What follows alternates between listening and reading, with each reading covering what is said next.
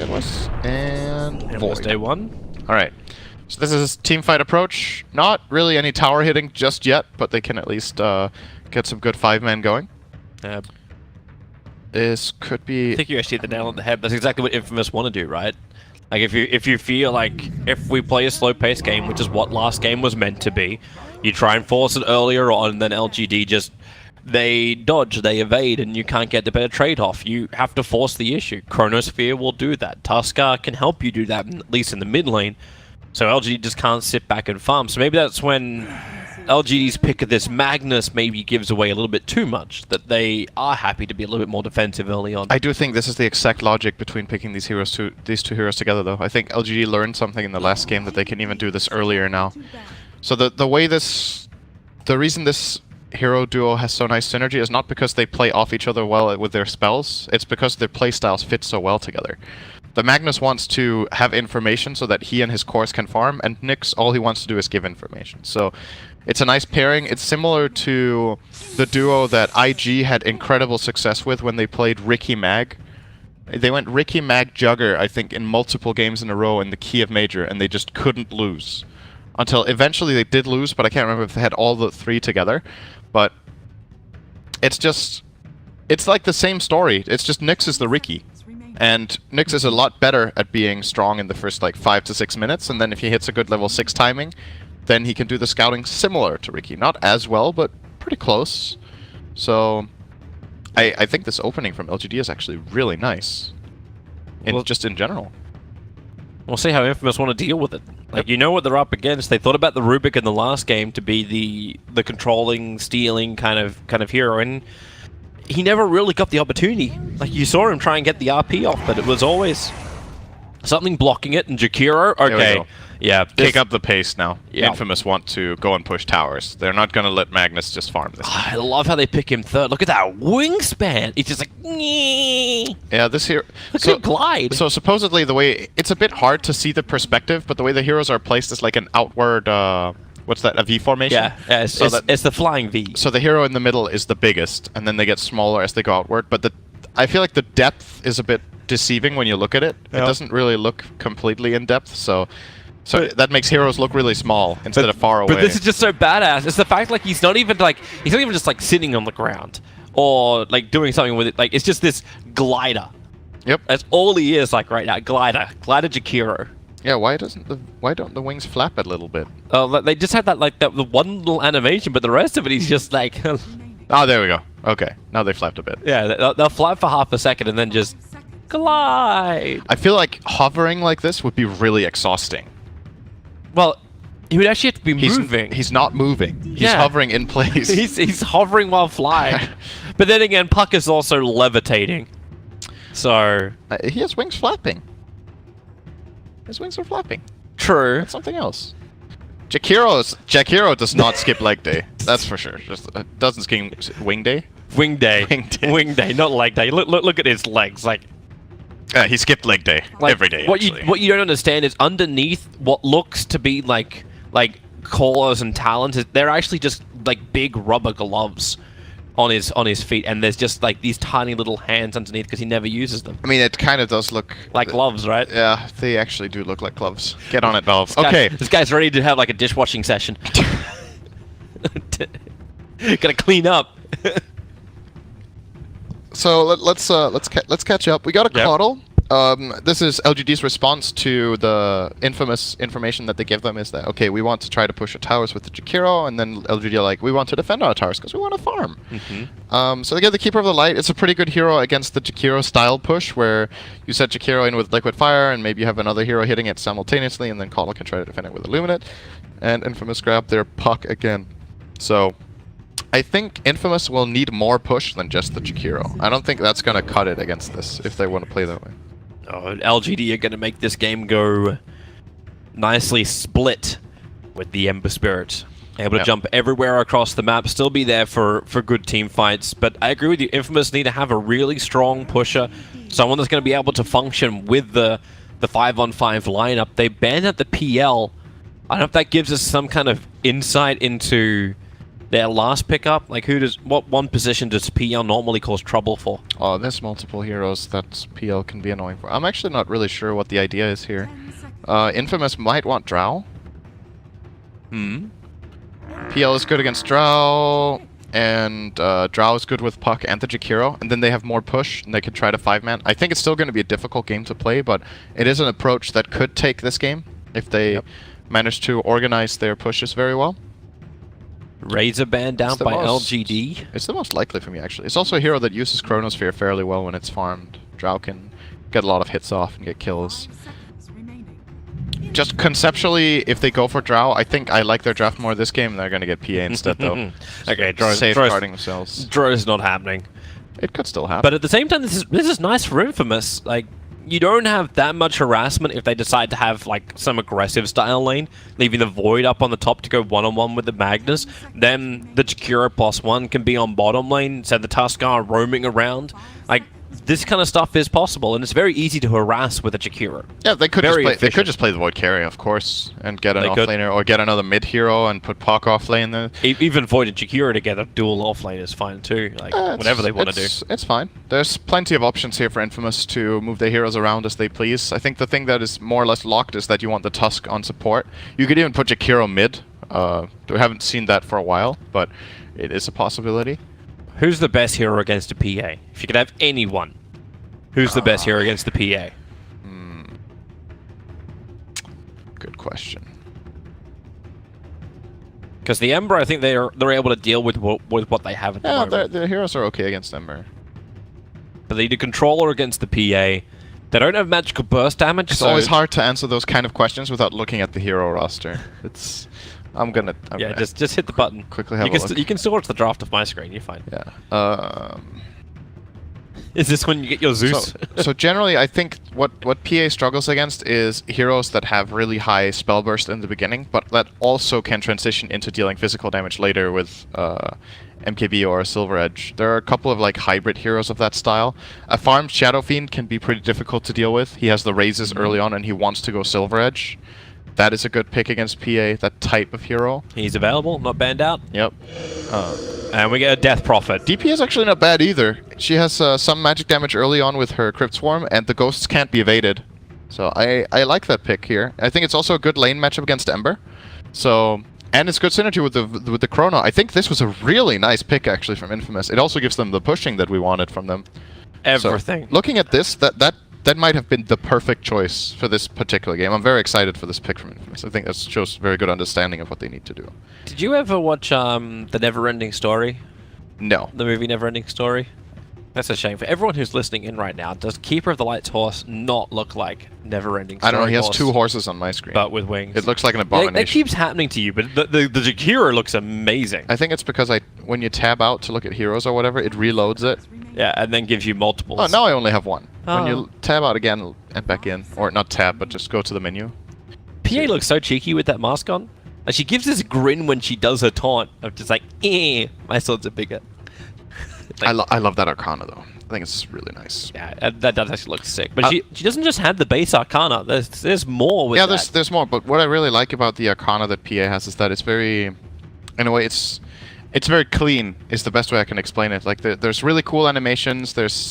But it's not over the top, you know, for my taste. I just think it's just the things it edits in the game and the way the hero works and the way the audio goes and the sound you get when you crit. It's like it's just clean for me. I think it's one of my favorite items in the game is the PA Arcana. It's very, very nice. All right, let's talk Dota. Yeah. Well, it's still Dota. Yeah. Are we Dota? But let's talk competitive gaming. Okay, competitive gaming with predictions. The players will give us more time for this. So, team with the first Roshan kill. Infamous will be focusing more on towers, so I kind of lean with the PA side, going for getting Roshan earlier. Both teams can take it. It's like strictly from a draft perspective, I would give it to Radiant, but I just think LGD are the better team, and they're gonna get it. That's the only reason. Team who places the most observe wards by the end of the game. Coin toss. Who do you want? I'll go with LGD, right, just because I think Infamous. they're still going to win, because they're going to have more money. Player with the most kills at 10 minutes. Ember. I'm getting Somnus this time. I'm not going to make the same mistake again. I'm going to go with Tomato. Alright. I think Tomato's going to have the success. Longest kill streak? Oh, PA. I could definitely see PA, but at the same time, it's not the best PA game ever. I actually think Ember has a better matchup in this game than PA does. But then PA gets like a rampage. I'll do Ember as well. Let's go. You do Ember? You can do PA. I'll go with PA. I'll go with PA. It's more exciting if we have different choices. Okay. It's exciting for us, but we're not helping the people at home if we're doing this. Like, we're at least giving you 2 options to choose from. We're showing you all the wrong picks. Well, I don't think we have a really good win rate with predictions. I think I had a 50%. I had a 4 out of 4 game last night with Cheever. Okay. Wow. Obviously, that's it. Yeah, you just got to leave me behind. I got a 4 out of 4 and a 2 out of 4, I think. That series. That was pretty good. Alright, no invasion for Runes this time around. There is some nice aggressive vision. Not going to block any camp up on the top. But this little sucker right here is going to watch the LGD support of Yao moving very closely, giving King Tekka a little bit more space for his puck on the top lane. Tomato and Matthew going to team up in the mid lane. That's a strong lane, by the way. It's a Nyx and Ember they're up against. Is it strong enough to go against the Nyx and Ember? Yeah, they win this lane if they play it right. Infamous's lane is very strong. Just Shards and Siphon? Exactly. And the Flame Guard is way too weak on level 1. Now, Mana Burn is really annoying, so I think if you're Infamous right now, you want to just go on this Ember right away, I think. Just keep him busy. Well, Death Prophet hasn't leveled anything up just yet. Looks like they're waiting for the level 2 before they make any kind of play. Bottom lane, Acel is going to realize that he doesn't have a camp to actually stack and got blocked up by the Observer ward that 11 put on the bottom lane. So it's just a one-on-one sort of matchup until Acel can do exactly this. Stack, farm, and they are going on the mid. Victoria having trouble getting out of the shards. Need an extra hit up the hill. It misses as well. It wouldn't be enough to find the kill, but that really didn't look like he could get around those shards, but there was just barely a little crack he could sneak through there. Just suck it up, breathe it in. You'll squeeze. This is still going. Yeah, now they're both level 2 and the Ember's level 1. So he's going to get his level 2 now, but this level 2 doesn't really do very much for Ember. The breaking point here is level 3 and especially level 5. His Flame Guard is extremely bad, so he needs to be very careful to not get out of position here. The good news for them is that Tomato has almost no mana left. I wonder why. How are the other lanes going? So Puck top is getting what he can. King Tekka is on the side here. Skilled phase shift to avoid Illuminate. Gonna get his level 2 in the tree line, and 11 bottom is 2.5. And they did open that camp that Magnus blocked, so that will be available from level 2, from minute 2. Wait, what just happened to XL? What? Hmm? He was pulling, and then the creeps were just like, nope. And then he had to pull them back again. They just changed their minds. It was like, nah. I think I'd rather live a little bit shorter, just go to lane and die fast. But he was like, nope, you gotta come back here. Man, this middle lane, Somnus in trouble. The shards actually locked him in on the Radiant side of the river. The damage, Matthew, one more punch, and he'll find the kill. No, the Orb of Venom, he's dropped down to 16 HP. King Tekka's coming over, they'll cancel the salve. He'll get the Arcane Rune and get away, but yep, there's your snowball forward, and Matthew will steal first blood onto Somnus. Yeah, but you didn't pick Matthew. Estella kind of like committed almost the cardinal sin as well for Chikura.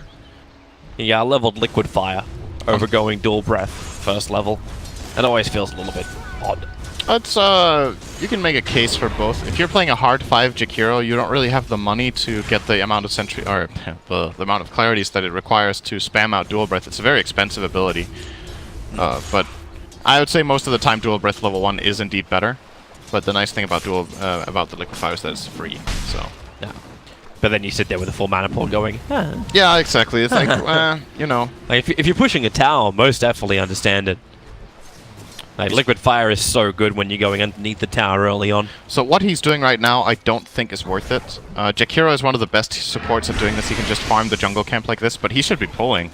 There's 2 open camps that they could just pull from, and right now they're basically just giving Magnus experience for no reason when they could deny him as much as possible. It seems they wait until they do the stack. Like, so Acel doesn't do like the pull into secondary pull. He preps the stack first, but that's when we saw 11 come over, skilled up in power, and then actually took some of the last hits. He comes over and contests the stack. Yeah. I still think overall it's better for Infamous that happens. King Tech is trying to do the same thing. Well, Excel made a stack here, gets the rune. Oh. Mid lane. Oh, the shards didn't get him. They didn't lock him in. Mana burn will take a little bit off Tomato, but now this mana burn is not doing anywhere near as much as they need it to. You got stick charges as well as bottle charges to get him in mana range to get enough spirit siphons up to attack the Ember. And they can split the charges between himself as well as the Tuskar if they need to get Snowball and shards up. Yep. This lane is still very hard for Somnus. You can tell it's just a different type of game than the previous one. He's being doubled up on CS by Tomato this one. Yep. Such a good DP pick. I'm still very, very impressed with that choice. They took a lot of time to pick it as well. That's one of the big benefits of having so much time in the last phase. Is when you're last pick and you can get that like perfect pick in the end, it can have a really high impact on the game. And this pick so far has proven to be a really great choice. Matthew trying to keep his clarity up as long as possible. Puck. King Tech is able to get himself out of trouble on the top lane. Hey, I have mana burn. I was about to say, you know what I don't want to play in this game? I don't want to play DP because of that mana burn. It's just so annoying. But at the same time, he's doing really well. And it's a good lane apart from that. It's just, that's a nuisance. But they're playing around it the best they can. Oh, Somnus here could... Matthew is being very patient here. He's just waiting for a very long time for an opportunity in mid. As 11 somehow killed the Jakiro. Okay, I was not looking for that. Skewered and Shockwave. I only just caught the tail end of it. And that patience from Matthew maybe wore off a little bit too. Somnus was back at his tower and the shards were well off target. Unless they go in for round 2. And, well, that's exactly what they do. The Spirit Siphon holding him inside the shards. Tomato doesn't have enough mana for a Crypt Swarm. That would be it. It would be enough to get the kill, but it's just not there. Matthew has to back up and now burn the Shrine. So all 3 players from LGD will come back up to full health and mana. They forced a rotation from the Coddle, though, and forced the Shrine to be used. This is still a good play from Infamous. It's going to help for Tomato for the next fight, because he just picked up the haste rune as well. They're going to go use their own Shrine now. There should be a kill in mid soon. Ember is going to just now get level 5, but I still think they could kill him through that Flame Guard until he's 6. This Phantom Assassin's been having the best time of anyone, though. Like, he's sitting at 3k net worth up on the top, completely uncontested. Hit is level 6. Like, King Tech is getting as much as he can out of the lane, but there's only so much you can do against a PA. Yeah, this is... I mean, it's a pretty good lane for Puck in a one-on-one scenario, but just the impact of the Coddle in the beginning is enough to make this... Snowball! Wow, that's deep! To the tier 2 tower, in fact. They committed the Exorcism, and Tomato, thanks to that haste rune's got the movement speed to get away. Matthew may not be so lucky. The stun uphill from Victoria, able to connect to the Tuskar, hoping that 4 armor is going to protect him, plus the boots, a quick slow, and Shockwave. It was a skewer slow that found that kill, and, well, I was kind of waiting for that when PA hit level 6 to get a kill, and it happens. Puck will drop. Went to Coddle, though. Guess he got him with an Illuminate there.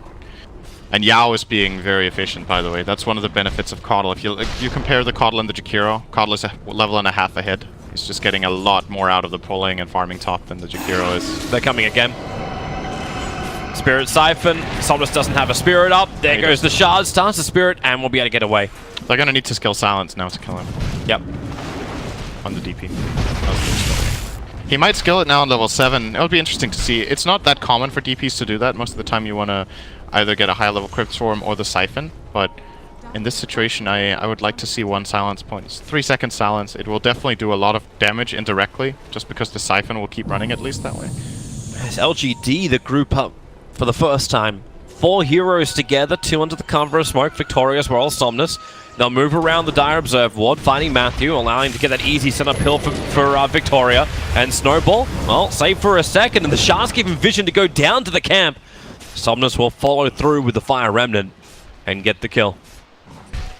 So 4 heroes rotated. They do find 1 kill. Somnus needs to get another kill in the next 1 minute and 35 seconds. That's a lot of pressure. Yep, let's go. Why are you putting that time limit on him? Because at 10 the predictions end. Oh. And he's currently 1 kill behind Matthew. Oh my god, I got Tomato. Tomato needs to find a kill. He needs to find 2. Oh, that's problematic. Okay, feed time. Just all chat. Hey! Hey, would you mind just getting me fantasy points, please? That's all you gotta do. And We haven't seen much of the Void just yet. It's been 9 minutes and he's kind of just been farming bottom similar to what the PA did. I wonder when they want to activate this Chronosphere, because their lineup is very, very good at playing around it. They need levels on the Jakiro before that's really going to work. Like, it's good with DP. There's, yeah, DP can function with it, but DP's kind of like comboing with the Tuskar at the moment, and it's too far to connect the two.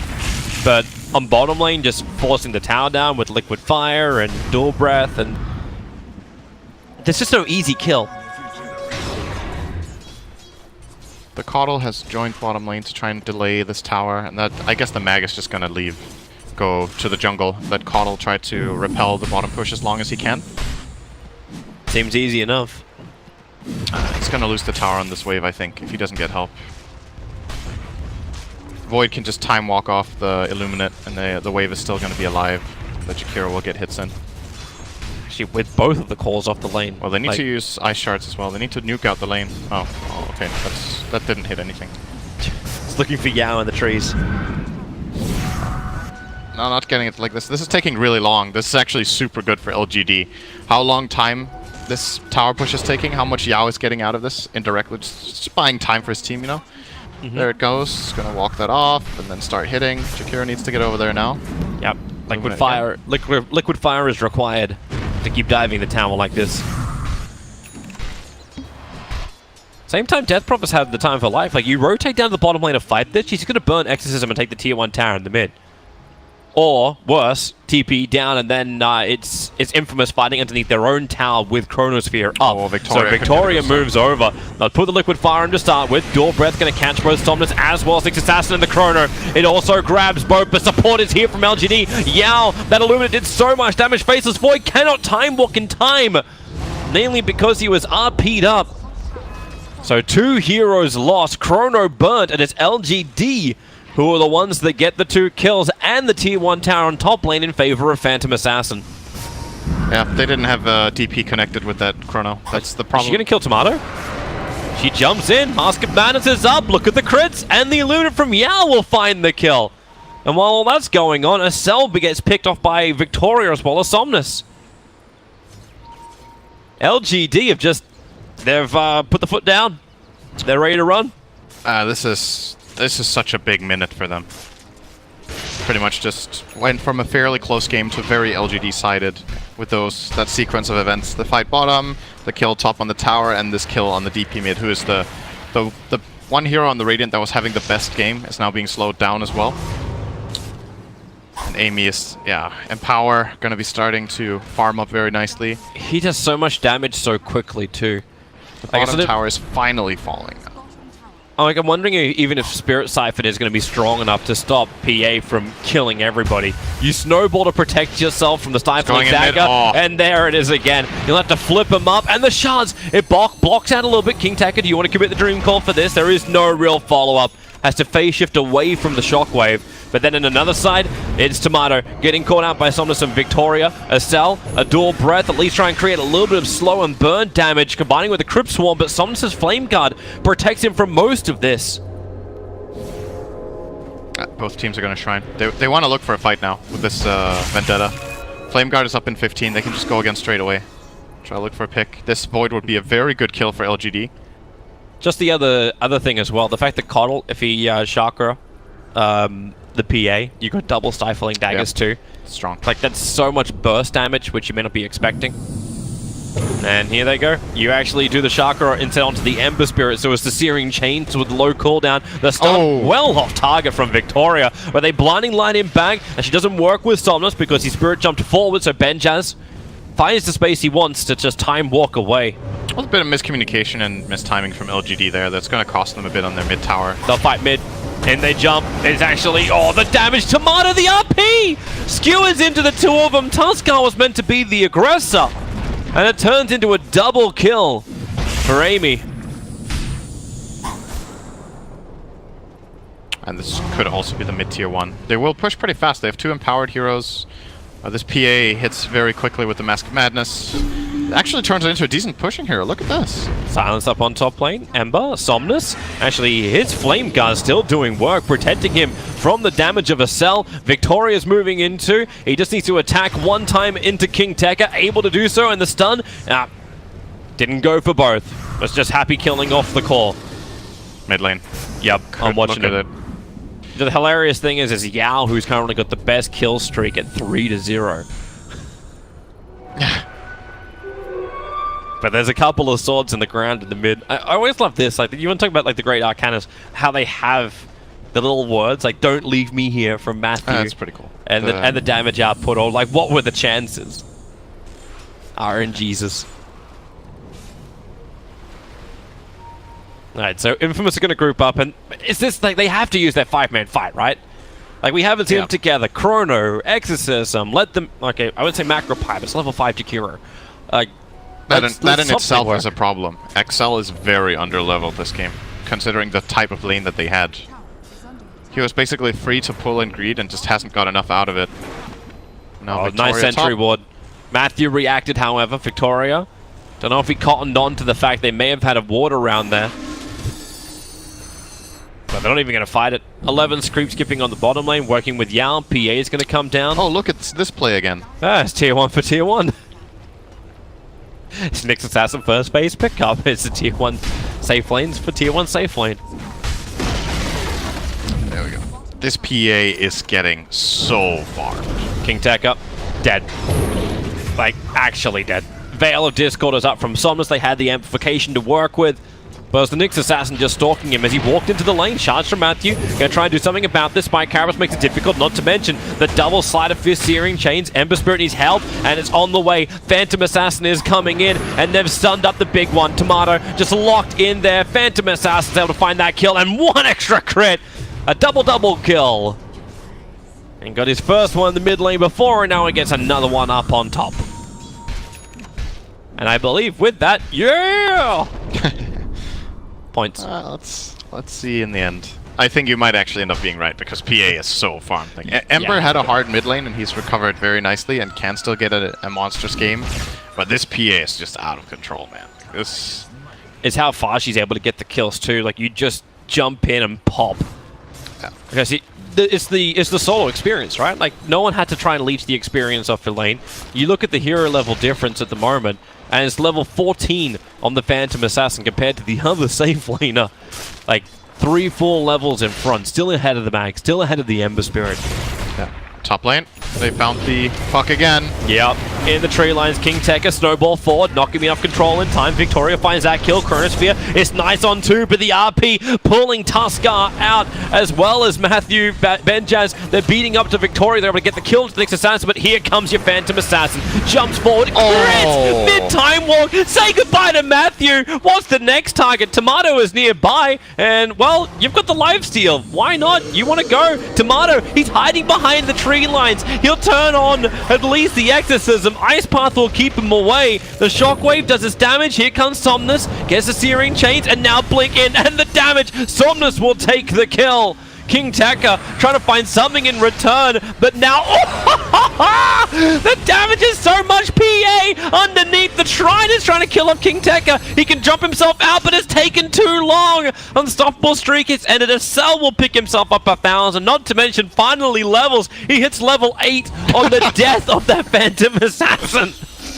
Yeah, how much experience did he get? So he got 1,400 experience. I don't blame Amy for that play. It's like, you know, you have Empower, you have Mask of Madness, you're super fat, you're so far ahead, you're just feeling the rush. You know, this hero is so momentum based and so fun to play when.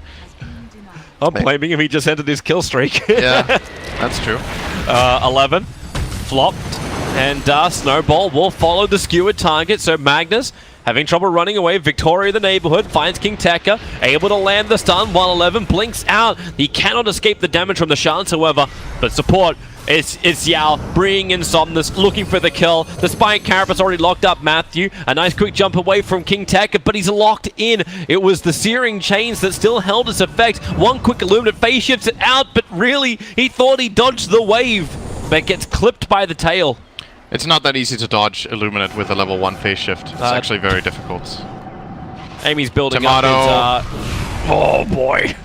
Time dilation's going to be there. Ice Path to hold the PA in position, and he's just going to move to the easier target, which at this point, it kind of is everybody, but it's the one who cannot time walk off the damage. So he kills off the Jakiro. Tusker, Snowball going to come back after Phantom Assassin. That's a Desolator, a Mask of Madness there. You know how much damage you do, and he knows. He just keeps pushing the envelope.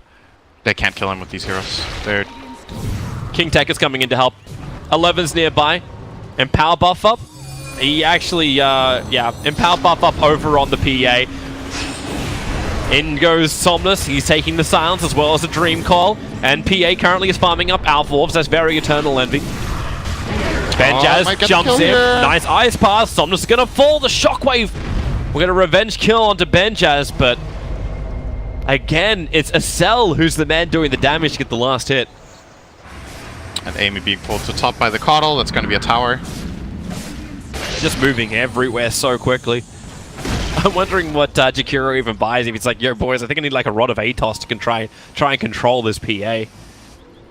It's got to be a BKB coming up pretty soon as well, and it's too late. Oh. He almost has it.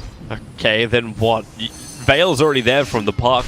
This money has to do something for him. Yule Scepter at least gets rid of the Flame Guard of the Ember Spirit. I think at this point you maybe have to go Ghost, but you don't really want to because it's only good against PA. But if you don't have it, you're just going to die. Yeah. It's going to kill you.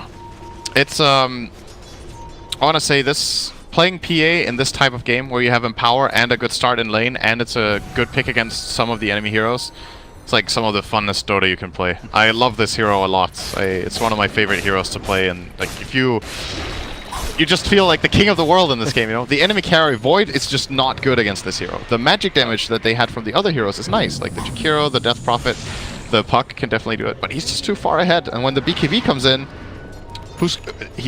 I don't see them killing this hero. Yeah, he actually can't die in BKB. He's immortal in BKB. They're not going to kill him. You've now got an Aghanim Scepter from... Yeah, Yao is 21 minutes into this game and he just finished up his Aghanim Scepter. You're going to have the heal during daytime on top of the insane lifesteal. And LGD, yeah, in you go. Yep. We're going to get this one right, Toby. We're going to get the Roche. I mean, this one right. Wait, you didn't pick that.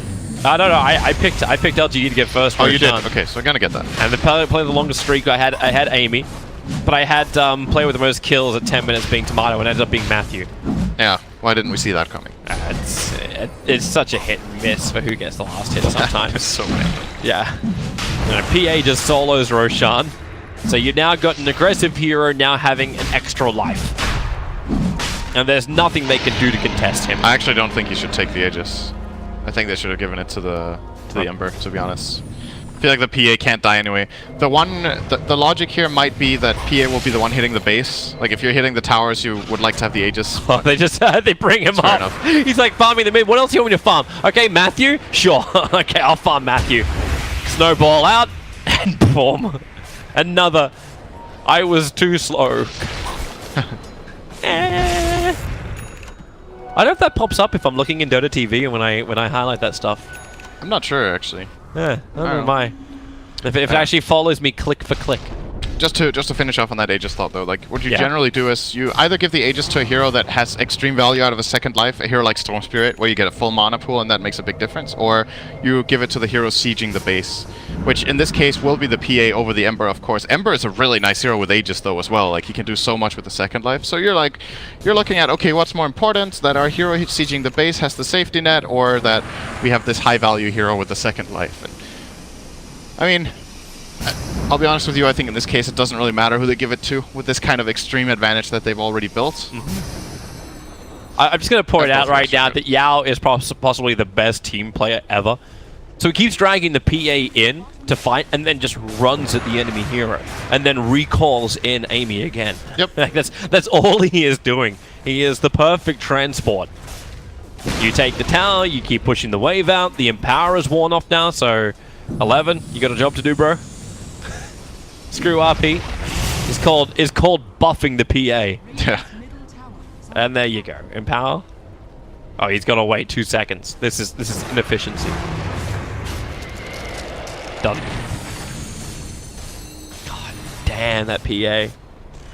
She's gonna have a butterfly by 25 minutes if this game keeps going at the rate it's going. Yeah. Well, found a target. Down in bottom lane. Tomato caught out. Searing Chains will hold it there. PA not nearby, so they're not finding that early crit. But with the fact the Spirit Siphon is there, here you go. 11 pulls him back into Yal's Illuminate. And into 2 Stifling Daggers. It was the double daggers? Yeah. I don't even think the second one reached in time. What happens with the Talatry though? Like when you do Chakra as well as like the level 25? The double-double? Yeah, double-double. Oh, Puck. Jump down. Okay, Amy's actually focusing now on objectives. Beating into the tier 3 tower, getting rid of this. Is daytime now as well, so Yal's sustain to this team fight is insane. Everybody heals up. Never-ending spam, never-ending vision. And I'm wondering how long it's going to take before Infamous just agrees that this game is done. Because LGD, like, it would take a miracle to win this, and maybe they can find it. You got your first. It's the Faceless Void Chrono, but Jakiro was too far away and didn't have Macro Pyre available. Dream Call RP is down. They're looking for the damage. The BKB protecting Tomato. Now it's up to the Snowball to do it. They pull them all in, but 2 are gone straight away. Triple kill. When everyone's that close, the cleave is even easier. And Phantom Assassin will end this game 13-1-4, 14-14-1-4. Phantom Assassin, 3 corrects and 75%. Oh. Brilliant game for LGD. Oh, they placed the same amount of wards. I picked Infamous for wards. We were both right. We were both right? Yeah, both placed 11. Well played, Cinderin. Well played. You got one more than me again, Toby. Can't live with this. That's it. Next game, Cinder will be doing the play-by-play. I'll be doing the analysis, and it will be the worst cast ever. I'm down. Yeah. I'm sure I'd be good at play-by-play. Your analysis, not so sure about. I think Valve just caught on to what we wanted to do, and we're being replaced for the next game, so we'll a different.